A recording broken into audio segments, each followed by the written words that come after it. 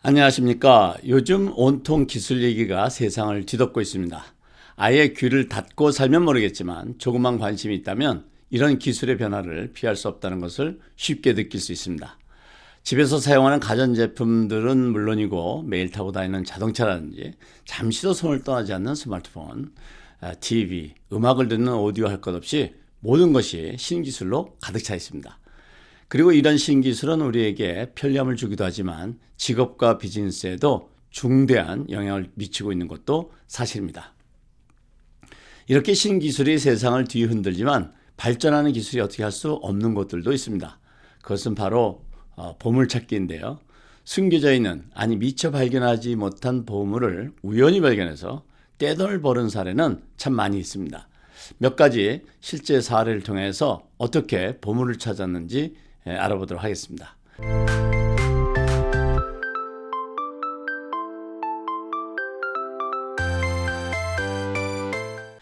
캘리포니아에 거주하는 평범한 남자인 릭 놀시지아는 우연한 기회에 그라지 세일을 하는 곳을 들렸다가 오래되어 보이는 유리상자 한 개가 눈에 띄었습니다.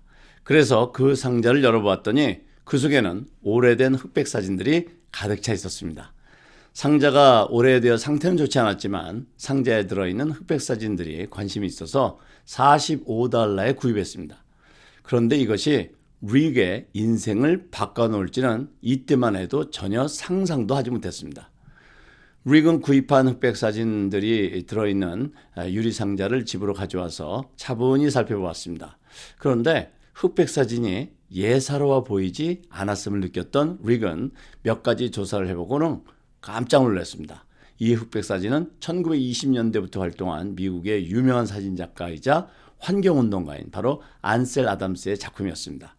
샌프란시스코에서 태어난 안셀 아담스는 1902년에 캘리포니아 샌프란시스코에 태어나서 1920년대부터 사진을 찍기 시작했습니다. 안셀 아담스는 캘리포니아에 있는 요세미티 국립공원의 사진으로 가장 잘 알려져 있는데요.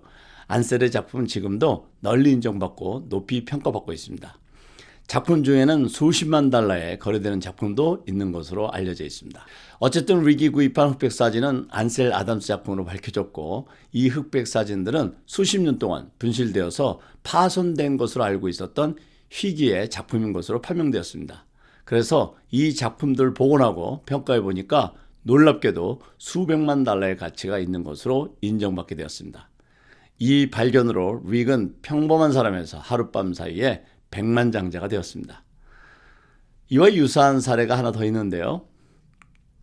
2010년 영국 더럼 카운티의 존 다인이라는 남자는 지역 경매에서 JMW의 잃어버린 걸작이라고 생각하는 그림을 우연히 발견했습니다. 존은 이 그림을 단돈 400파운드, 그러니까 당시 환율로 $527에 구입했는데요. 그 출처를 조사하고 미술 전문가들과 상의해보니까 이 작품의 실제로 그 가치가 수백만 달러 가치가 있는 영국의 유명한 풍경화가 터너의 원본 그림이라는 것을 알게 되었습니다. JMW는 영국의 풍경화가이자 수채화가였던 조셉 메롤드 윌리엄 터너의 약자입니다. 1775년 런던에서 태어난 JMW는 역사상 가장 위대한 영국 예술가 중 한 명으로 평가받고 있는데요. JMW는 분위기와 감정을 전달하기 위해서 빛과 색상을 사용하는 것이 특징인 낭만적이고 분위기 있는 풍경과 바다 풍경으로 가장 잘 알려져 있습니다. 이렇게 역사적으로 매우 유명한 화가의 작품으로 단돈 $527에 구입하는 행운을 갖게 된 것입니다. 또 다른 예는 자선 물건을 취급하는 상점에서 희귀한 책을 발견한 토니 알렌이라는 남자입니다.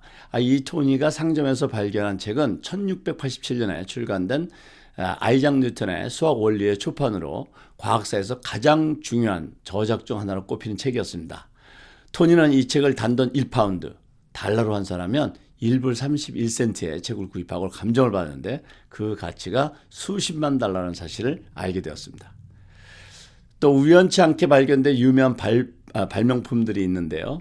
약으로는 실험 중에 접시를 깨끗하게 닦지 않고 그냥 휴가 갔다가 돌아왔더니 온통 곰팡이가 피어있는 것을 보고 발견하게 된 페니실린, 그리고 존스 홉킨스 실험에서 실험을 마치고 저녁 먹으러 갔다가 화학물질이 손에 묻은 것을 맛보고 단맛이 나는 물질에서 칼로리가 없다는 것을 알게 되고 그렇게 해서 발견된 사카린.